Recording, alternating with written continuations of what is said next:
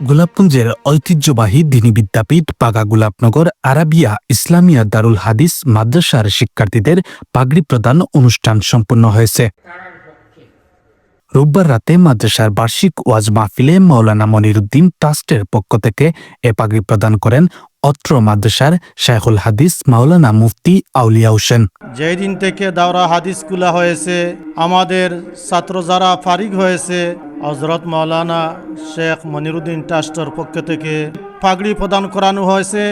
যুগ যুগ ধরে আল্লাহ এই প্রতিষ্ঠানকে বিদ্যমান রাখেন এবং এই প্রতিষ্ঠানের খেদমতগুলা কবুল আর মঞ্জুর করেন। বিশেষ করে এই ট্রাস্টের পিছনে যিনি কাজ করছেন মাওলানা এনামউদ্দিন সাহেব দামত বারকাতুল আলিয়া, হজরতের আল্লাহ যেন হায়াতের মুলকে বরকত দান করেন।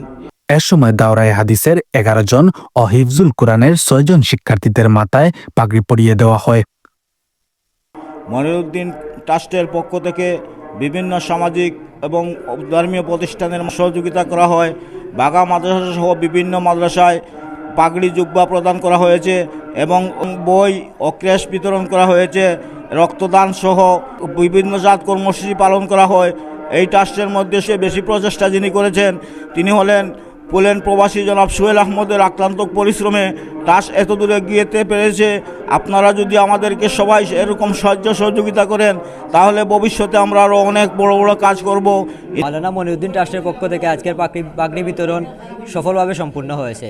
আপনারা আমাদের জন্য দোয়া করবেন, যাদের অর্থায়নে আমরা এই পাগড়ি বিতরণ করতে পারতেছি। সামনে যেন আরও আমরা দিনে কাজে অগ্রসর হতে পারি, আপনারা আমাদের জন্য দোয়া। পাগড়ি প্রদানের সময় উপস্থিত ছিলেন অত্র মাদ্রাসার মুহতামিম হাফিজ মাওলানা জামিল আহমদ, মুহাদ্দিস মাওলানা সিরাজউদ্দিন গোলাপনগরী, মাওলানা আব্দুল আলিম সাতকি, সহকারী শিক্ষা সচিব মুশাররফ হোসেন চৌধুরী, মাওলানা মনিরুদ্দিন ট্রাস্টের সভাপতি মাওলানা এনামুল হক, প্রচার সম্পাদক আহমদ আহসানুল হক সহ প্রমুখ।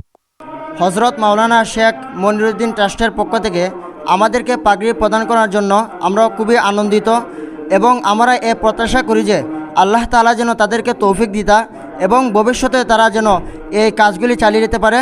অনুষ্ঠান শেষে দেশ, জাতি ও মুসলিম উম্মার শান্তি ও কল্যাণ কামনায় বিশেষ মোনাজাত করা হয়। শামিল হোসেন, জি ভয়েস 24।